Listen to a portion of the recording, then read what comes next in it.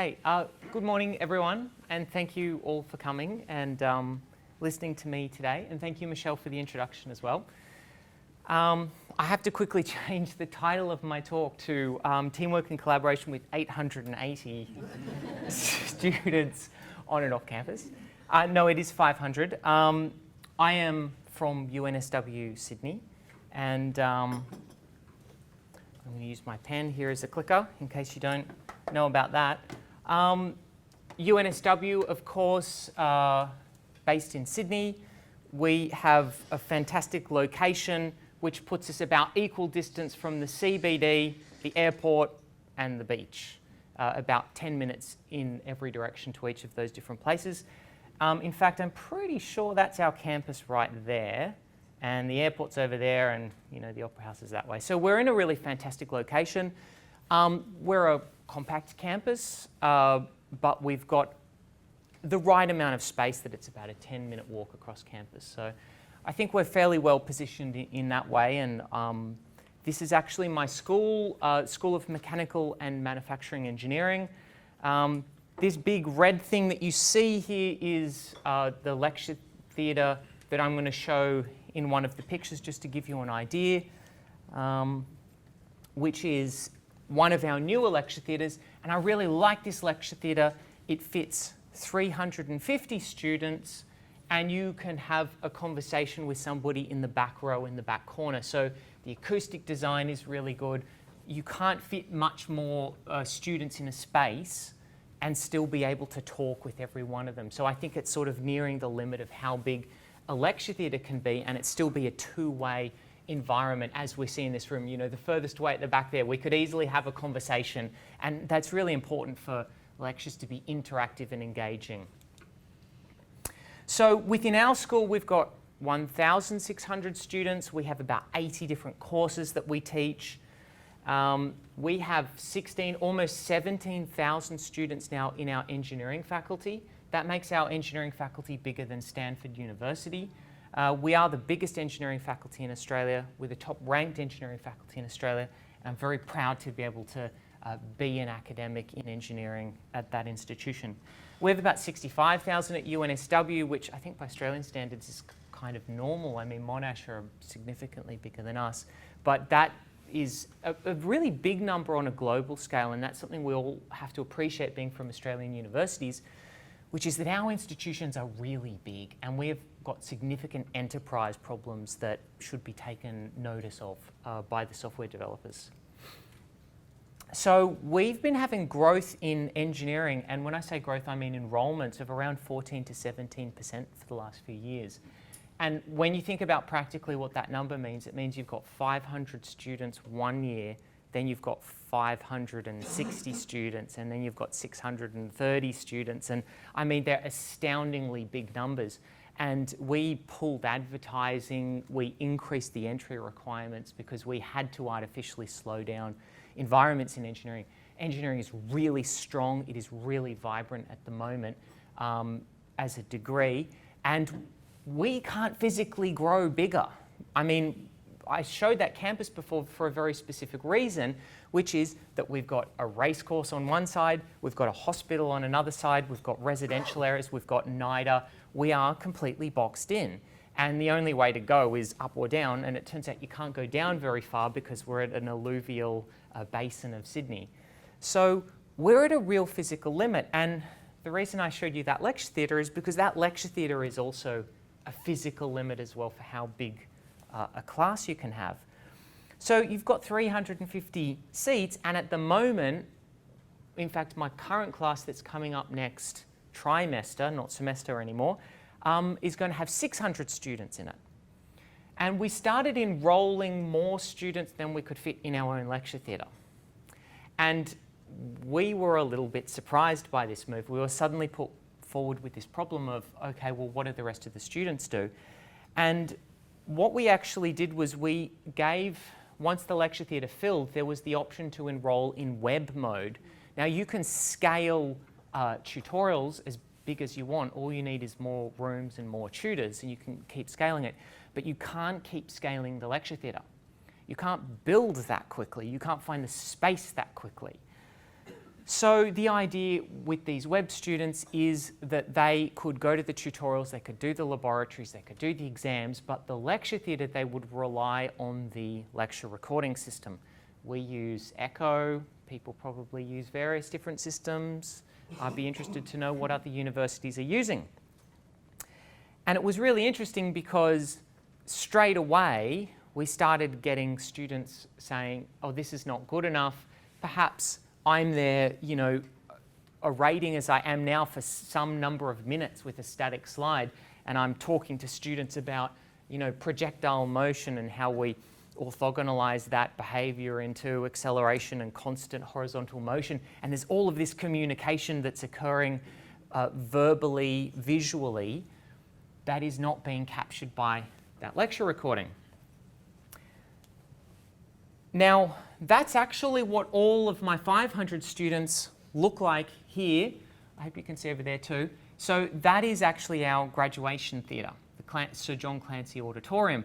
And it's not designed as a teaching space, and probably you can see here, there's a giant stage here designed for having the academic procession.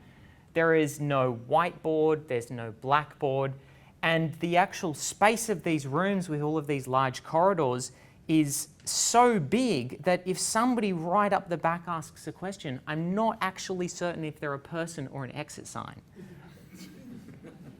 So it's clearly not a good teaching space, and it's not that thing that we try to talk to about now, which is interactivity, about everything being two-way.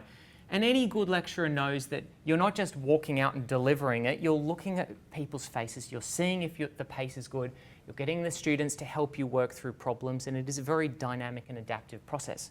So it's not very good. So here's the problem. How do you get 500 people to work together as a team, to work together as a learning community? How do you foster engagement and collaboration at scale? And this is approaching the limit of scale. You start enrolling more people in this, and it's just an online course. It ceases to be an on-campus course. And also, how do you get AI to reconnect 500 people and make their experience personal again? And these are all really significant challenges, because I think if you really look at it, what technology has done over the last 15 or 20 years, you know, I was an undergraduate 19 years ago, and we didn't have a lecture recording system. We didn't even have document scanners. We had overhead projectors.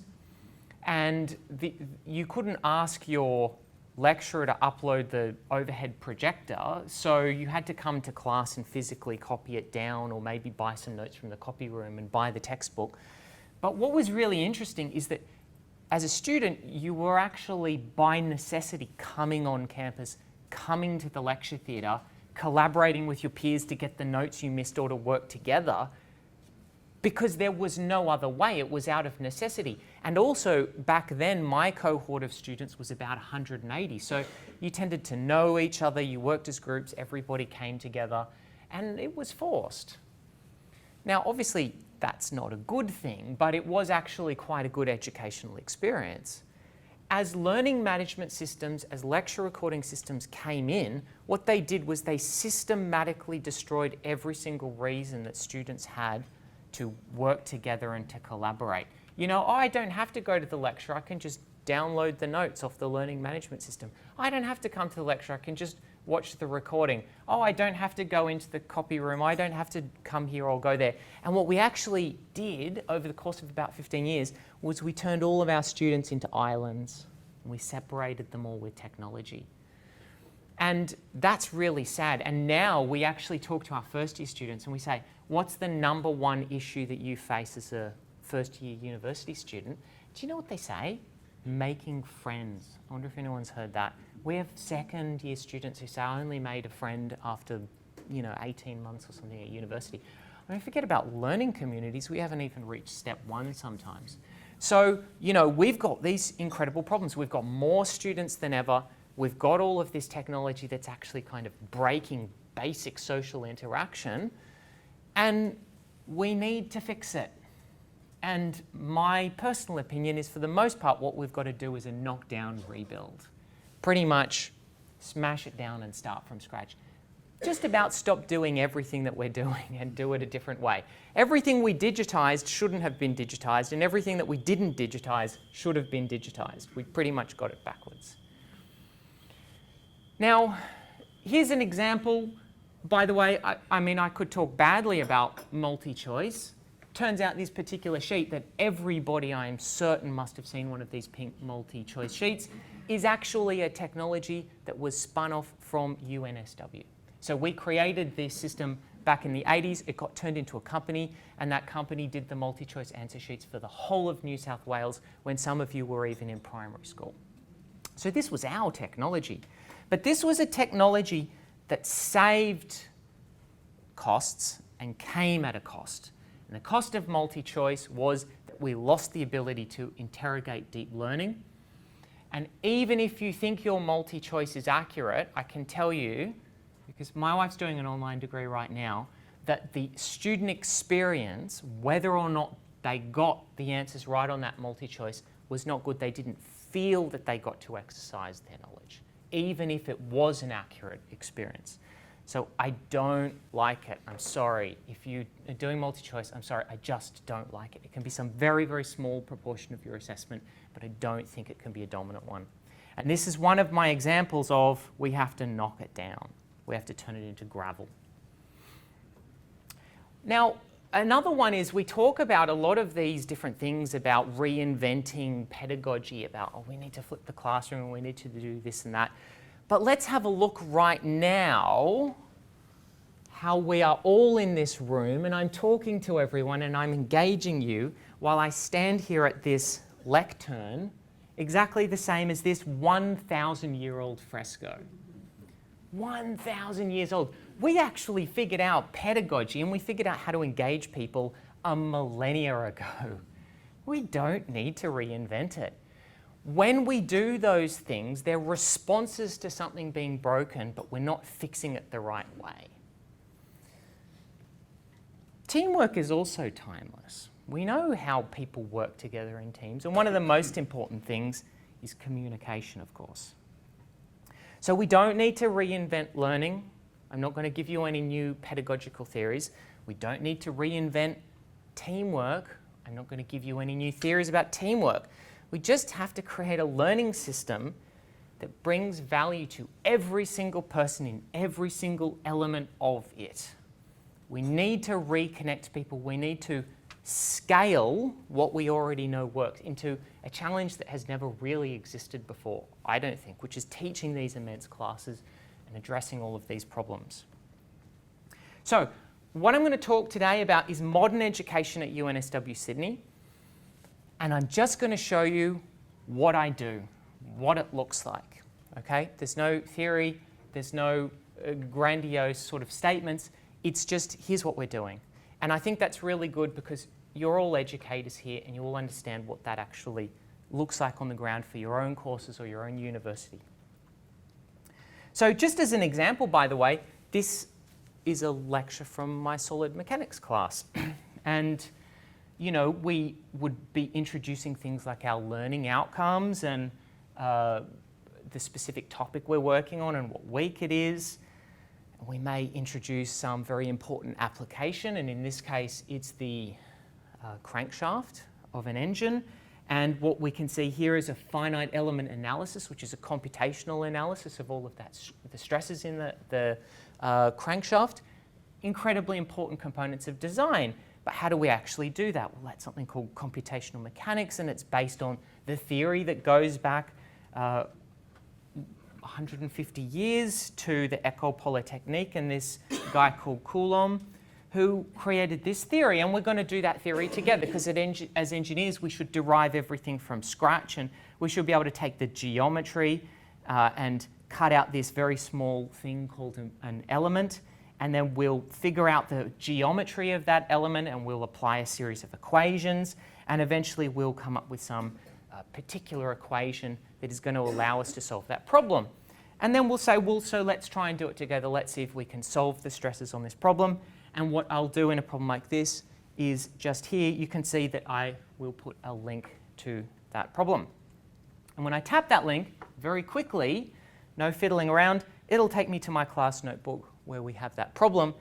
And then during the lecture, and by the way, this is actually a class notebook and there are 500 people that belong to this notebook, I can very, very quickly solve the mathematics of some particular problem here. We can scale in and out or change colors, or perhaps we might want to very quickly, rule something, and perhaps we want to use ink to shape, and we can very, very quickly, solve that problem.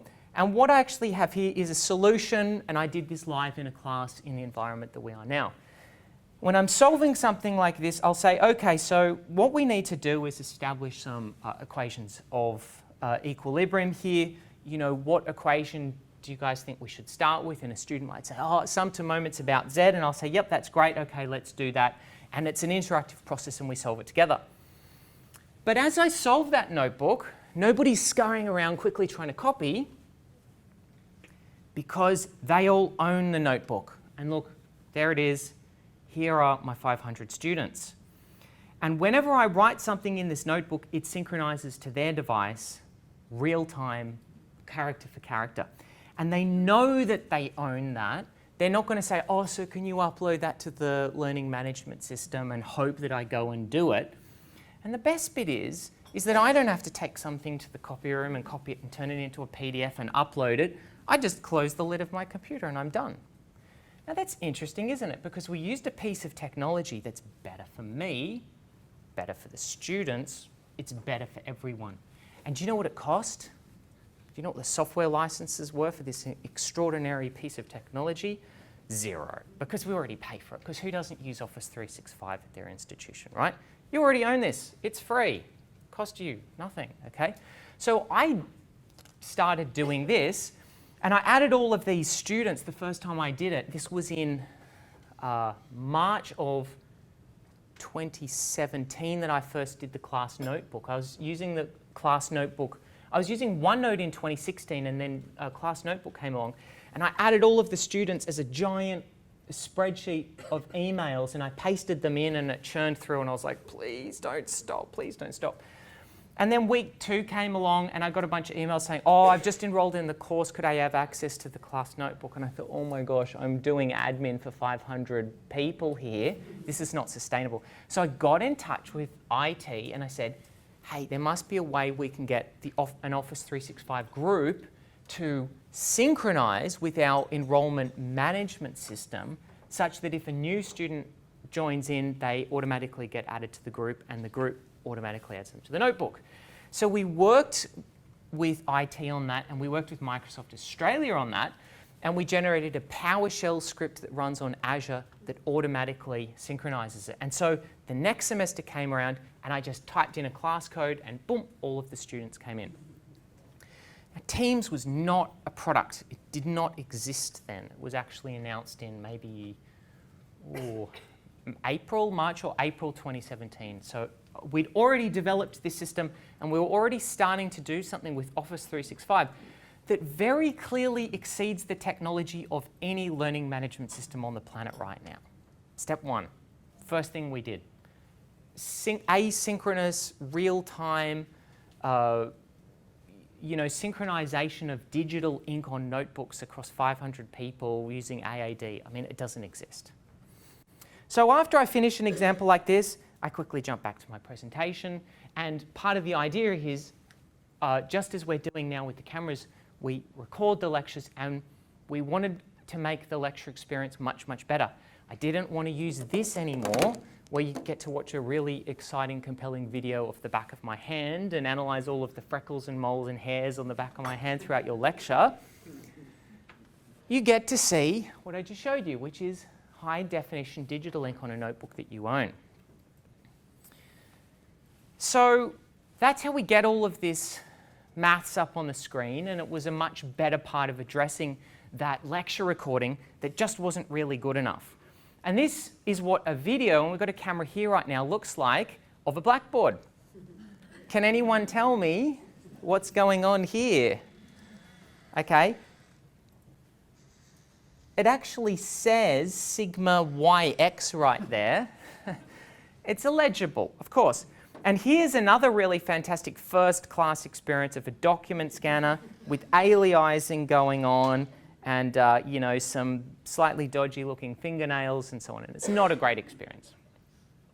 Now, by the way, I don't know if anyone has seen Teams Rooms. It's got this really cool function where you can point a camera at a whiteboard and it can make the presenter become transparent so that they're not blocking it. Well, I met with the Teams Rooms engineers the last time I was over in the Seattle area, and I said to them, you know, I bet we could use your technology with a document scanner to make the hand become translucent. And they were like, that's so cool. And so we went into the lab and we hacked it together and we created that. How cool is it? That's my hand, you see. I've got the same little red band around. We created that in a few minutes, and again, a piece of technology. How is it doing it? Well, clearly it's using a whole bunch of cognitive services to remove that object, and it's doing it all in real time. And it's another piece of amazing technology that I could apply to this device in a few minutes based on the services that are built on Office 365. So, digital ink, right? It's great, it's good. And you know what's good about digital ink? It's authentic. We did it together, we generated it. And people often say to me, oh, and you know there's all of this ink to math and so on. And I go, no, I don't want to use it. I like the ink. I like the colors. I like the authenticity. The students have an emotional connection to it. It was created with them, in front of them. I don't give my students a textbook anymore. Merriam and Craig, statics and dynamics, for anyone who's done engineering. I don't use it anymore. I don't have a textbook. I don't have notes. I don't have pre-recorded lectures. My course starts off like a blank book with a table of contents, and we create the material together, collaboratively, authentically. And by the end, we have all of this stuff, and I'll show you more and more of that stuff. Now, I was talking to you before about that lecture recording system. Well, just as we have here with the cameraman there, g'day, you're doing a fantastic job. We actually train a student to operate a camera. And we have to pay them the horrendous sum of about $32 an hour in order to do that. And we have a second student who's doing live production, and they're switching from side by side and picture in picture and all of these different angles. And I thought, you know, if you really want to give a good experience to those students who are online, then what you're going to have to do is you're going to have to live stream. And you're going to have to give them the ability to ask questions. And so what we did was we took this live videoed, live capture, live produced lecture, and then we live streamed it over YouTube with a hidden URL. And we embedded it as an iframe into a chat window within our learning management system. And so what that meant was the students could watch the lecture live, they could see everything that was going on, and then it could ask questions.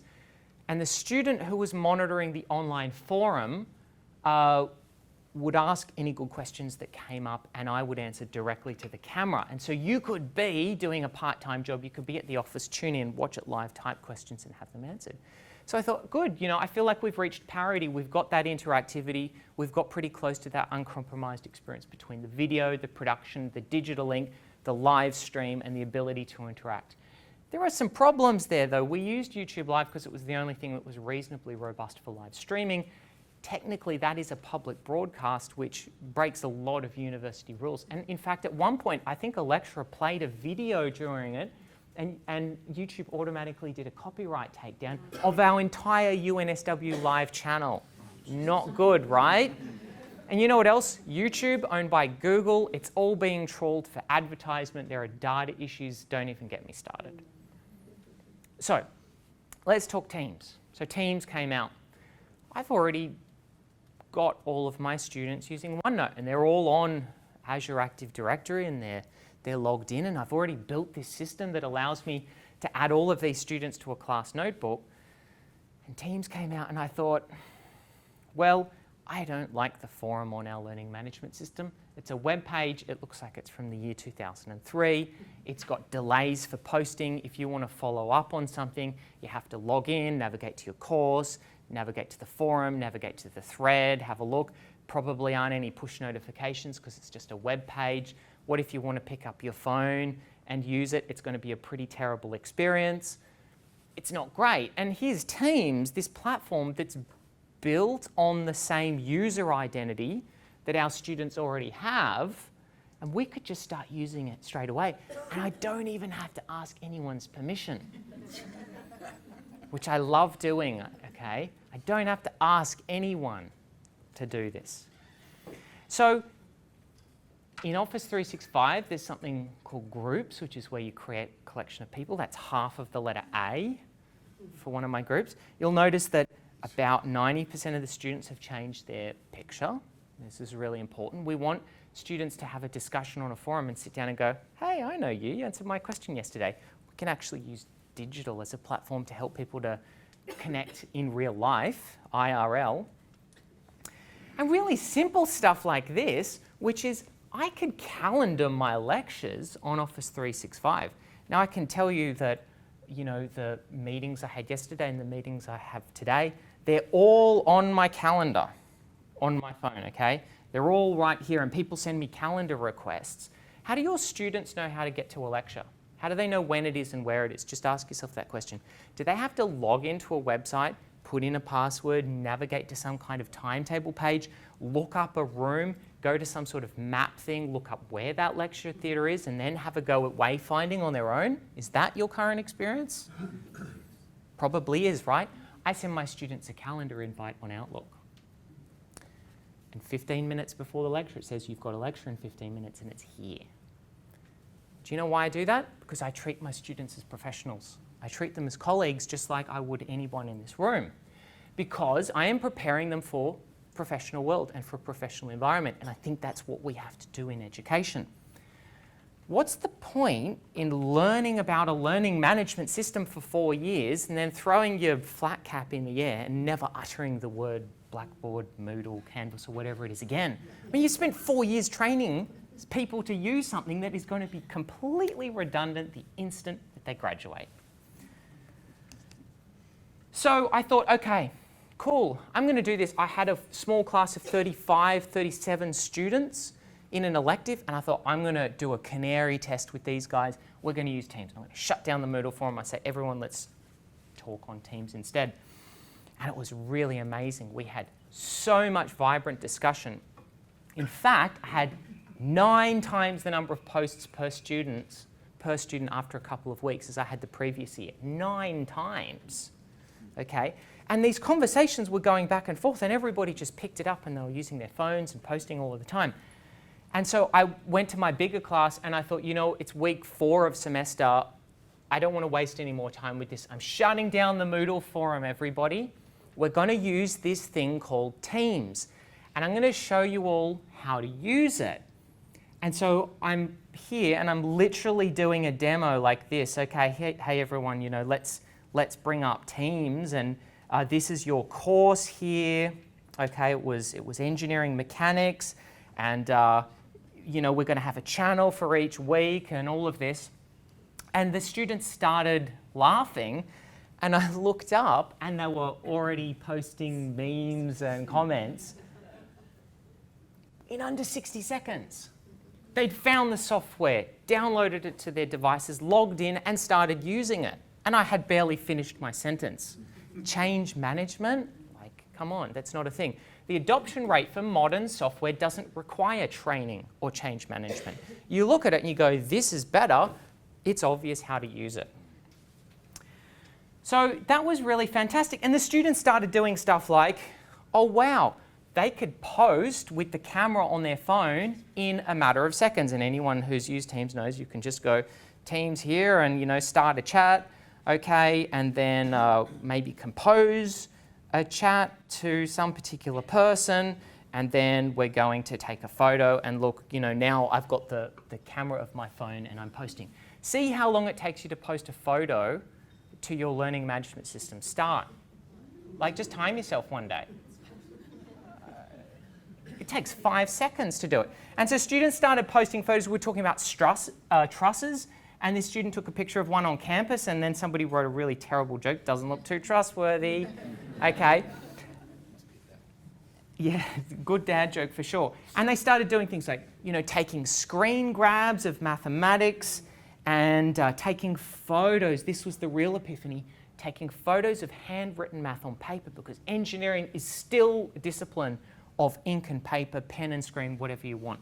It is the fastest way to draw mathematics, write diagrams. And we didn't have a barrier to that anymore. It was like, oh wow, it is so easy to communicate this way. Digital ink devices like I'm using now, some people had that and were just taking a screenshot of their notebook perhaps. This is a classic Gen Z moment. You, on a computer, you want to communicate, take a photo of the screen.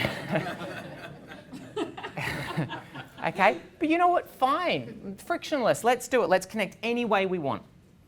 Now, that's the conversations, and we had really good, vibrant conversations going, but what else are you going to do within a channel? Well, obviously, I'm going to pin the lecture theatres right there in one click. Okay, so actually, we're within a channel, week 11, beam deflection, and here's the conversation about beam deflection, and here's the lecture to do with beam deflection.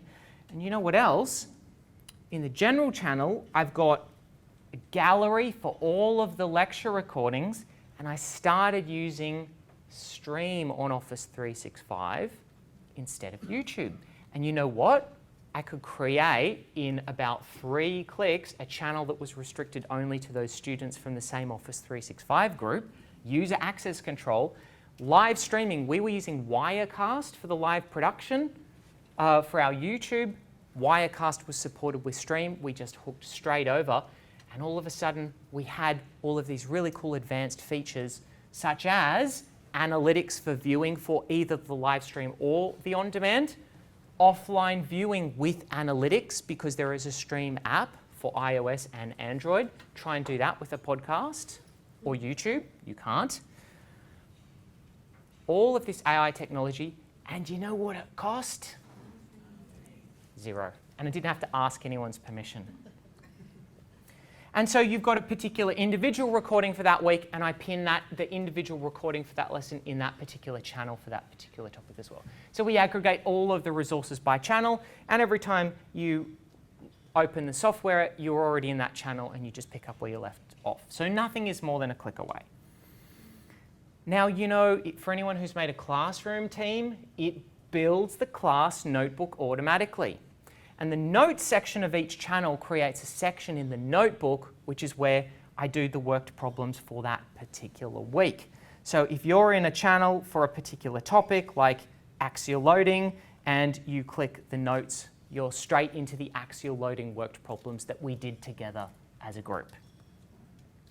And I do things like I've got an Instagram account for my subject. About 50% of my students will follow it. I was just at the train station. I took a photo of a cool cable tensioner at Central Station. And I said to the students on Instagram, hey, look how it's hanging at this particular angle. I bet we could solve that with mechanics. Let's do it in tomorrow's lecture. And so everyone thought about it for a bit, and then we solved it together. And we came up with something like 18 degrees based on our calculations. And it looks pretty accurate. It's about that. So if you're a student afterwards and maybe you're looking at this, see how I cancelled out all of the tensions? You might go, I don't understand why he did that. Well, it turns out because cable tension is uniform across the entire cable, but you don't know how to do it. What I actually do is I bookmark the lecture recording from Stream at the moment that I did that particular worked example. I paste the link into the notebook and it renders as a video, and you can just hit play, and at whatever it is, 1 hour and 15 minutes and 32 seconds, it'll start playing, and that's the worked example. And guess what? That's user access control, and the notebook is user access control, and Teams is user access control, and I've got a video embedded in a notebook, embedded in Teams, all on a single authenticated login. Great. Assignments came along. I worked with the assignments engineering team because I wanted to deploy it to 500 people, and the first version only did 200. And so I spoke with the engineers, and they pushed out a special engineering fix for our tenant. And they were really excited to see how it went, because guess what? Assignments on our learning management crashes every single time at 5 minutes to the hour, because 500 students try to upload their however many megabyte assignments at once, and our learning management system, the servers cannot scale that quickly, and then I get a flood of emails saying, oh, sir, with a screenshot of server timeout or whatever it is. So first experiment, we've pushed out an engineering fix for 500 students. It's the first time it's ever been done. And you know how many times it crashed? 0. Why? Because It's Office 365 and it's on dynamic servers that can scale up and scale down very rapidly in its modern serverless platform. And you know what's cool is I make a Word template with proper headings and everything, and I give them the template, and they can actually open it and start editing it straight away right there in Word Online. Or they can hit open in Word and be working it on the desktop, signed in with their AAD, and it's saving real time to the cloud storage all of the time. And in the future, I'm working on a project where we're going to actually have the entire version history of students' assignment generation, and I'm going to train machine learning in order to pick up patterns of things like contract cheating. So guess what? We can solve contract cheating. Turnitin does not help because contract cheatings are authentic original assignments. So our learning management system, I had a whole bunch of assets. We use Moodle, by the way, that are there, and I wasn't ready to transition everything over. And I had a conversation with Microsoft at the beginning of 2017. I said, you know what we really should do? We should build an app for Teams and integrate all of our learning management system assets. And so it's done. It's out there. It's free. Moodle app for Teams. And if you go onto the website and you look at the Moodle app for Teams, you'll see this, and it's actually my course because I gave them access to one of my courses and it was used to design the app. Now that level of integration is that I can get a message from a bot in Teams that says, hey, your assignment is late, Moodle assignment, and you can hit submit button, upload it, and it will submit it to the learning management system via a chat message that you got on your mobile phone. Deep level of integration. Okay, quizzes, by the way, forms. You can create a forms quiz in about a minute if you want to do that. You can do things like code rendering. So if I'm doing MATLAB and you do a code snippet within a comment in Teams, you can get it to render the code in the correct way for that particular language. I'm a big fan of MATLAB, by the way, and one of my projects for this year with the engineers at Teams, who are also all like MATLAB fanatics, is to make a MATLAB bot where you can actually execute that code inline in the messages, which is going to be really cool. MATLAB, which we have a campus license for, has a thing called MATLAB Online, which is just a serverless virtualization of that software within the web browser, and we can pin MATLAB as software with one click in the Teams. You can use that on an iPad, you could use that on a phone. So you want to use the software, you don't have to go to our My Access site where you go to the AAA Citrix products, download the Citrix receiver, install it on your desktop, you know, go through all of these steps, log in, virtualize it, and so on. You just click MATLAB, and there's MATLAB, and it runs really well. And of course, everyone who's used Teams at all knows you can add tabs, you can add all of these different third-party bits of software. And I thought to myself, maybe I should make an app. And so I made this thing called QuestionBot. And I should go a lot quicker here because unless you don't mind me running a little bit into our morning tea time, I thought about running a bot that would actually aid the communication that was occurring. Because what was happening is when you have 500 students all talking at once in a single channel, sometimes the conversation is like a fire hose. And someone asks a question here, and an hour later, that question is way off the screen, and nobody has seen it, and it doesn't get answered. And I think, wow, every time one of my students asks a question, they've reached out personally. And if we miss that opportunity to connect, that's really, really sad.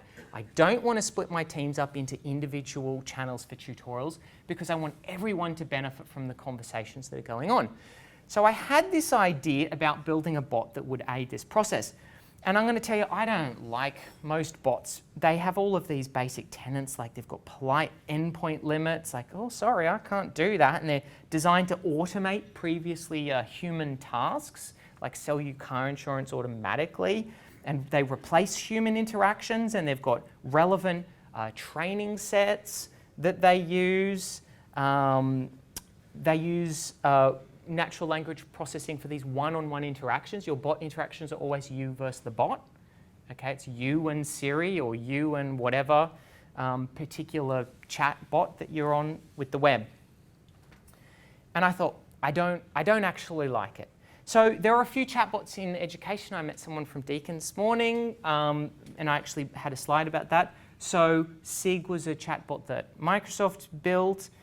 Deakin built the bot Genie, and it does a lot of these things, like it gives you assignment due dates and maybe important dates or information about your timetable.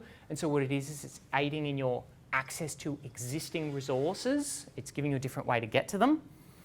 Georgia Tech did Jill Watson, which they spent about 3 or 4 months training in order to attempt to replace the question answering of the tutors. Very, very long process to train it, only working for one course after a very, very large investment. And so I thought, okay, a different approach. I don't want to replace human interactions, I want to connect humans. I don't want to automate human tasks, I want to do things that humans can't do. I don't want to have relevant training sets, I want the bot to train itself. I don't want a set of assets, I want it to surface new assets ad hoc. I don't want you to physically be able to encounter the limits of the AI. I don't want it ever to be frustrating. I don't want one-on-one bot interactions. I want the bot to be part of the conversation. I want it to have a seat at the table at human interactions. And I want it to be easier to use the bot than to not use the bot. No keyword, no put the cursor here to talk to the bot. Literally easier than not using it. So I created this thing called QuestionBot, and QuestionBot is built on Bot Framework. It uses Graph API. It connects a whole bunch of different services across our Azure service. It pulls in data from different components around our IT architecture. And the way you use it, you might say, why did I call it question? Well, because you use it in context. You say, hey, I've got an @question about ... I'm stuck on @question 2.11. Can anybody help me? And when you tag question, you type @Q, and then it comes up with the autofill and you press spacebar. So it's literally easier to tag QuestionBot than to type the word question. So that's what I mean by easier to use than not use. And so what the bot does for 500 or 600 students is it looks up which tutorial the student is in, it looks up who the tutors are for that particular person, and it tags them. And so in this case, Amir and Harshad, their 2 PhD students, got tagged, and they get a push notification to their phone, bing, one of your students has asked a question, one of your 40 students as opposed to all 600. And they might not be doing anything, they might answer it later, they might be standing at the bus stop and they go, tick, done. And my tutors, they just do it whenever they feel like it, and we get this really vibrant and rapid response. In fact, most of our questions tend to get answered within a minute or two. So once somebody has answered the question actually starts off as being like a service request. It's an unanswered question that needs to be answered. And once it does get answered, what you do is you actually select the correct answer in order to mark that question as done. And this was an API that we built with Microsoft. So I was on the phone to the dev engineers in Bangalore, and we nutted out this brand new API. We built it, and it's been globally deployed. So this is an example of the way that we actually cooperate and we work with Microsoft and we build the product, and I do this week by week.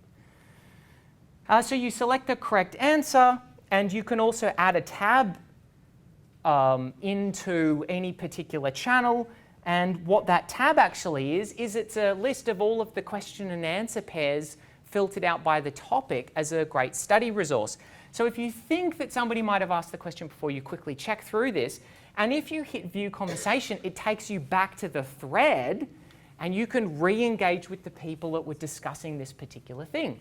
So isn't that interesting? Because we've got a micro-learning community that are discussing a topic. We're re-engaging a student that didn't even know it existed using AI back into that conversation, and they are talking with common interest with the people who were discussing it before. So we've used AI and we've used a bot to reconnect humans and to do something that wasn't practically possible to do by manual means, certainly not at scale.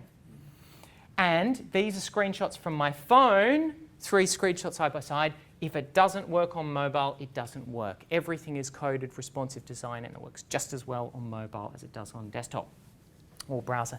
And of course, you can talk one-on-one with the bot. If you want, you can quickly ask it, where is my lecture theatre? Or, what I have on this week, and it will tell you. So this is really interesting because we've got question and answer pairs that are within a particular channel, which is the topic, which is within a particular course. And that sounds like a bunch of really good data, doesn't it? What I also do is I've got a special dashboard for that bot, and my tutors can go to the dashboard, and what they're able to do is they're able to see all of the unanswered questions for the students that they're responsible for. So it's a to-do list to make sure that my demonstrators answer every single question. Now, we've built these Q&A pairs, and it's really interesting because what we can actually do with this is we can write all of the Q&A pairs to a knowledge base. This is how many question and answer pairs my bot automatically retrieved in the first 2 weeks in my course. Over the course of 13 weeks, you can imagine it wrapping most of the way around the room. And all of those questions get written to another cognitive service on Azure called Q&A Maker, and it trains its own AI. And that means that later on, remember how you could go and you could look up previous questions? In fact, we can set an AI threshold, and when somebody asks a question, the bot can actually answer automatically based on artificial intelligence and natural language processing that it trained itself ad hoc with no a priori knowledge. There is not many AI that can do anything like that. And when you say this is helpful or you click it, it re-engages you with that conversation with humans, with the people that were talking about it. And if it's wrong, you just say, oh, please tag my demonstrators, and it re-engages you with that. Now, if we look at a course structure here, you can imagine that I've got a 4th year course over here, and there's a structure here of all of the prerequisites for that particular course. And in fact, we can build a knowledge tree whereby the bot can automatically inherit all of the knowledge bases underneath it to do with the structure of that particular topic. So you might ask a question in Maman 3200 about calculus, and the bot could answer because it's got the knowledge base from maths which underpins that course. Now, I told you that students take a lot of photos, and what happens is that students say things like, hey, I'm stuck, I don't know how to answer this, and how do you write that to a knowledge base? Because the context is in the photo. And so what I started doing was I added QR codes to all of the learning material, and the QR code inevitably gets captured in the photograph. And then I worked with Microsoft to build another API for bot framework that allows it to fetch the attachments, and the use of Vision API, which allows it to read the QR code and map it back against the database of different questions we have. And so the bot very politely says, I see you're working on question 4.1. And if the photo's not that great, you can hit view the question and look, here's the question, and you hit view question and look, it shows you that. And you could quickly tap, I'd like to see the answer. So you can check 981 newtons, great. Perhaps you want to watch the video solution, and it will take you over to that. Now the bot does something else really cool. Remember how I used Stream, and I said Stream is connected to this modern backend with machine learning. It automatically generates closed captions and a transcript that are mapped to the correct second of that video. And the bot uses natural language processing and Azure Search to search every single question that a student asks in the forum against the lecture transcript. So if a student missed a lecture and the answer to their question was in the lecture that week, the bot will find that the answer to their question is in that content, and it will find it automatically because it has access to the assets on SharePoint. And then it will say, I think the answer to your question might be here. It gives a video card with a play button. They hit play, and at 1 hour, 5 minutes and 42 seconds of the lecture, sure enough, my question about Newton was in the lecture. One click. And you know what? I don't have to configure it because the bot can find those resources ad hoc automatically. So I'm pretty sure we did it all. Okay, so I'm going to go through one last bit really quickly, which is to do with examinations and to do with data. So one big problem I have with exams is marking time. I actually scan all of my exams now, and my exams are uploaded based on an algorithm automatically. Each question is uploaded as an assignment on our learning management system, and then every individual question gets assigned to a different one of my TAs to mark. So 12 TAs are simultaneously marking all 500 of 12 different questions at the same time, rather than passing bags around. There is also no data entry. So the AI automatically reads who the student is. It automatically submits it on their behalf. We've got a different LMS assignment for every single one. And when you mark it, the rubric is here, and there's just touch points. You just tap, tap, tap, tap, tap. So actually, we've got the data for the individual component mark of every single question. There's no data entry. It's clearly a better system. And we can also give feedback with digital ink, and that student might be back home in Malaysia in December, and they can actually see the ink with a click on the web of the exam that they did physically, because they're not going to come back on campus. Okay, so part of that is about getting lots more data, and I have lots and lots and lots and lots and lots of data. And you might ask, well, hang on, you're digitizing paper. Wouldn't the future be just to do your exams in digital ink? And so actually a couple of years ago, I got a loan from Microsoft. I said, hey, could you loan me 40 Surface Pros, which they managed to pull off. And I got my small class to do their entire exam on digital ink, which was extremely cool because they did it on OneNote class notebook, and it was synchronizing real time, and we could watch the students and we could watch what they were doing in real time. And so that's an example of one of their exams. So I'm just going to fly through here because there's one more thing that I want to talk about. I've got all of this data, and what am I going to do with it? Well, the first thing is I created a Power BI dashboard as a tab in Teams to show students their marks. And I want to show a lot of insight. Like, you may not think that that the student might go, oh, gee, I did really poorly on that. And they can see, oh, look, actually, I was in the 75th quartile. Or they may correlate what they did against their engagement and other things, rather than, again, clicking through a bunch of web pages and finding a big grid of numbers. And it works on mobile. And I took all of this data and I fed it into machine learning. And what I actually did was I used my 2017 data to map all of the 300,000 data points I had against the individual exam results for each question. And I lifted that model and I applied it to my 2018 cohort of student, and I predicted the mark for every individual exam question for every individual student 2 weeks before the exam. And then I created a huge bank of assets of questions targeted at every individual topic at different understanding levels. And I used an algorithm to automatically generate an optimized study resource for every single individual student to help them attain competency in each topic. Then we uploaded it to SharePoint with personal access rights, and it became a single click in Teams. Study pack, boom, there it is. And what does the student see? Their own study pack that's going to take them about 10, 12 hours to solve a couple of weeks before the exam. Optimized specifically for targeting all of the learning outcomes and competencies for that course. Now, feedback. I had 98% the year before last. We got up to 99% course satisfaction for a class of 500. I asked students whether they thought Teams was as good or better, or whether our learning management system was better. Green is our learning management system is better than Teams. There is no green. There was one red slice of a person who said, I didn't use the forum, even though I gave them that questionnaire on the forum. So I think they were having a laugh. Okay, this is my personal favorite. I felt part of a learning community. 100.0%. 100.0%. Okay. Lots of good things you can imagine, but I love this modern, easy to access, understandable, incredibly intuitive.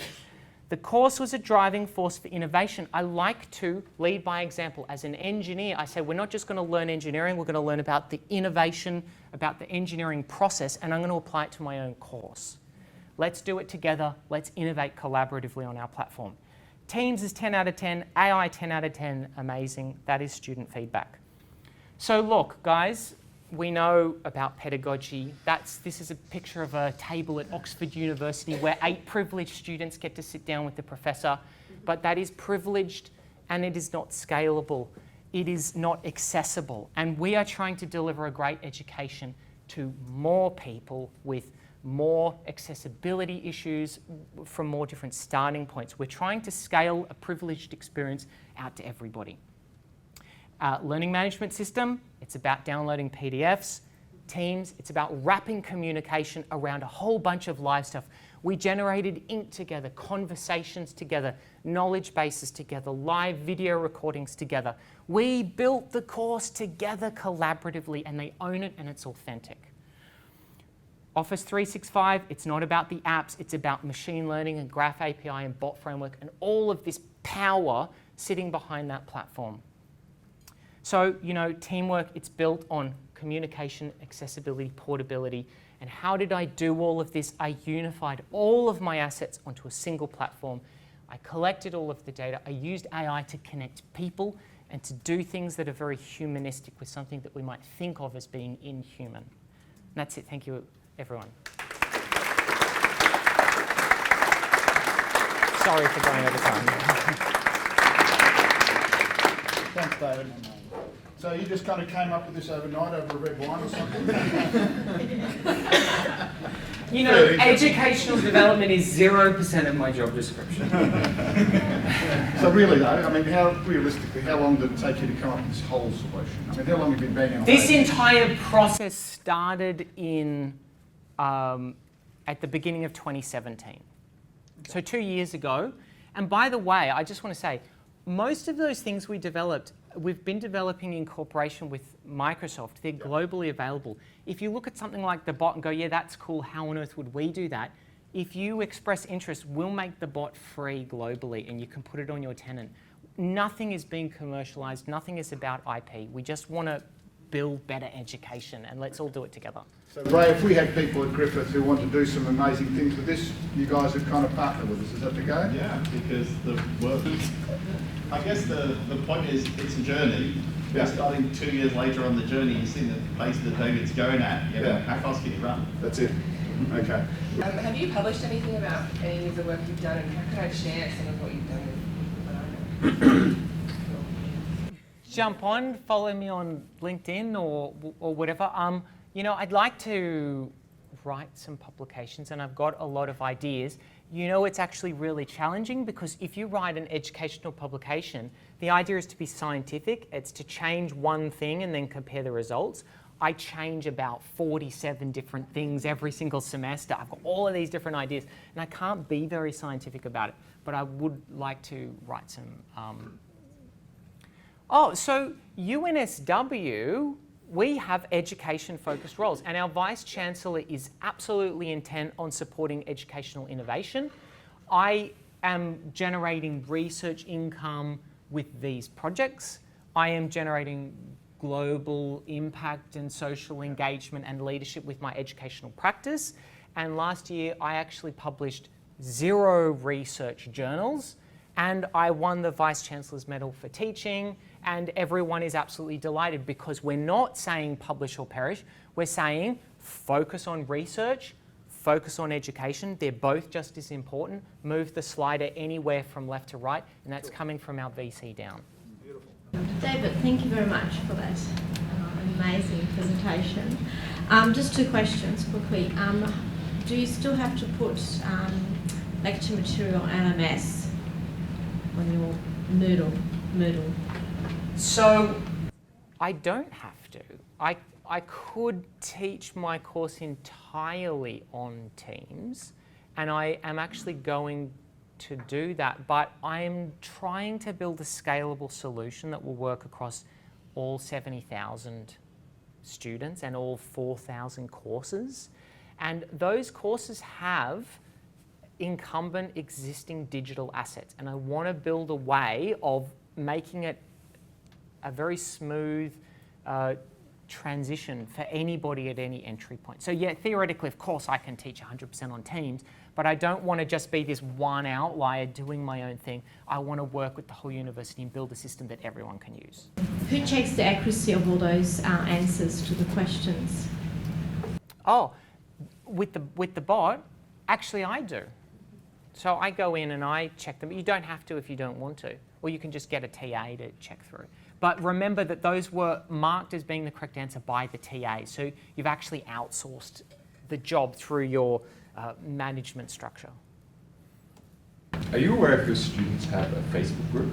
Do they have their own? Oh yeah, separate of course. communication? So the students have a Facebook group, and they originally created that Facebook group because the Moodle forum was so frustrating to use. Now, on the Facebook group, the students will start doing really clever things. Like if you make a stack question on Moodle that automatically adapts the problem for everyone, my clever engineering students are really good engineers. They reverse engineer the algorithm, then they create a spreadsheet where you just type in the input, it automatically gives you the answer, and then they share that spreadsheet on the Facebook groups, and then the other students just type it in straight away. And so it's really interesting to see how they do that.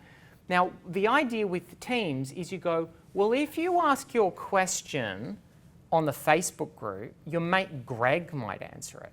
And if you ask the question on Teams forum, within 90 seconds, one of my TAs is going to answer your question. Which one are you going to use as a student? Well, you're going to use Teams, and why? Because I've made it more valuable. The response is quick, the engagement is quick.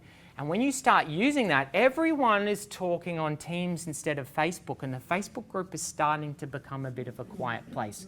And that's the realization. Why are they using the Facebook originally?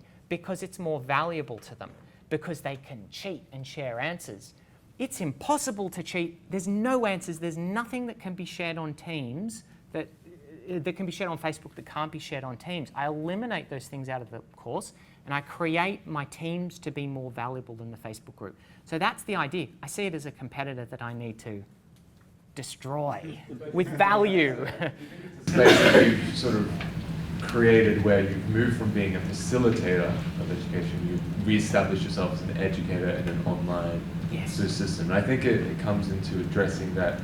Has UNSW supported your role to accept that the rest of the web is out there and that they are using it and that there is other platforms? Yep. And your role as an educator then is to help curate that stuff in Teams. Absolutely, yes, absolutely. Live in the finality of Yes, because remember that thing how we've made all our students islands again, and they're off making their own learning communities on the Facebook group.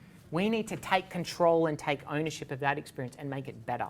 Hi David, great presentation. There are a lot of really cool stuff there. I just have a question about one specific thing, and that is the predictive algorithm about the exam performance that you give back to students. I don't give the prediction back to them. As in, like, they receive a study pack 2 weeks before the exam. My question is, was there any difference between the predicted distribution and the actual distribution? Okay, and definitely the bell curve moved up. So there was a Yeah, I always get a bell curve distribution, you know, of courses like that, and whatever, there's 100%. And the bell curve definitely moved. So it was still normally distributed. Oh yeah, well, I get almost perfect Gaussian distribution. And another question is, for the ones who were towards the other end of the distribution, so kind of, you know, the lower 25% of the distribution, what does this study pack look like, and what's the experience in receiving? Okay, so firstly, the people down there, I use my AI to predict students that I think are going to fail or drop out before the census date. And so from 500 students, the AI is going to predict around maybe 12 to 15 students that are really, really at risk. And I write them a personal email, each one of them. And I say, hey, you know, what's going on? I just wanted to let you know you can disenroll the course this Friday and not pay for it or receive a fail. Maybe you've got a lot on your plate. If you want to keep going, I'm going to create an extra tutorial with 3 times the number of tutors. You can take it on Wednesday to catch up. And if you don't want to do either of those, could you write back to me and let me know what's going on and if I can help? And so actually I can connect with those 12 to 15 people personally and have a very humanistic approach to those at-risk students. In terms of the other end, at the exam end of the scale, what I do is I create new resources which explain the topic in a different way. I give them worked examples, and we have these special kinds of problems called walkthrough problems, and they take you step by step through a process to help you grasp the concept. And the idea for those students is, let's at least get them from fail to competent. With respect to adoption by other teaching staff, no doubt people get really excited and then suddenly flabbergasted and think, oh, I can't do all of that at once. How would you recommend teaching staff who are a little bit overwhelmed by all the ideas to get some quick wins? What are some quick ways that they can adopt some of this stuff? Well, the first I think that the class notebook and inking is a quick win. I mean, who wants to scan stuff they've written on a document projector and upload it? I mean, it's just better for everyone. It's an easy, quick win. I think replacing your forum with Teams is a quick win because you get these amazing modern first-class apps on your devices, and you know, it's an absolute piece of cake. In terms of the overwhelming prospect of implementing all of this stuff, well, I'm working on a project at UNSW to create an automatic provisioning system, which basically automatically builds the courses, automatically schedules the lecture recording system with Stream, automatically pins it with a tab, automatically adds the bot, automatically enrolls the student, automatically creates the class notebook, automatically adds the LMS app as a team, and basically builds the entire course skeleton structure for a course with a few clicks. And so the idea is actually it'll be easier to start a course than Moodle. But I'm going to work with Microsoft a lot, especially I'm going to spend July over in the Seattle area, and we're going to try and bake as much of that as we can into the core software as well. This is a long-term project. It's much more complex. Have you implemented this across other faculties, or is it just in the engineering? Yes. We've got faculty of built environment are doing it. We're doing a lot of stuff with the business school. In fact, the Faculty of Business is the biggest faculty at our university. They're really excited to do this. AGSM, which is our Graduate School of Management. I've spoken to art and design about it, science. Sort of trying to process everything I've just seen, and it's taking a lot of time. Thank you, David. I've been doing a bit of work in the last year or so with creating accessible maths resources, by which I mean maths resources that can be actually read by a screen reader, which is a really big issue in maths education for students who have low vision or who are legally blind. I don't want to be critical of you because I know it's really, really hard to do that, but I was just wondering if you could tell me how supportive the technologies that you're using are of things like MathML, and you know, whether or not you're looking at things like red-green colour blindness as well in terms of when you're doing your inking and stuff like that, because I think it looks really great, but these things are often fly under the radar and hard to implement. So I'm in constant conversation with Mike Tholfsen. He's the guy that's built a lot of the dyslexia tools and so on in the screen reader and Teams. Those tools are hard-baked. He asked me about other things that I want to address, and one of them that I had was actually a color blindness processor that automatically processed layers on video and other such things. So that's something we're working on. Now about Braille, MathML, screen readers for math. Screen reader for math is actually hard-baked into Office Math. Now 3 weeks ago I met with Murray Sargent. He's the PM for Office Math. That's the thing that we use to add equations to PowerPoint, that we use to add equations into Word documents. I'm working with him to be able to add that same math layer into Teams conversations as well. Now you can get the screen reader to correctly read it out and say the integral from 0 to pi of 2x squared over log of x dx is equal to y squared, and it will read it out correctly. They've built the entire linguistic layer onto that, and it works by default already across Office 365. It also has Braille support. So we can, in fact, automatically generate Braille outputs for maths based on that platform as well. So I'm actively working on that. I'm connected to the project leads, and we want to hard bake it into every single element of the delivery. Now, we take it really serious. It's a big deal. You've got 500 students. I have one of everything. I've got a colorblind, dyslexic, hearing impairment, vision impairment, autistic, anxiety disorder, depression. I've got one of everything when I've got 500 students.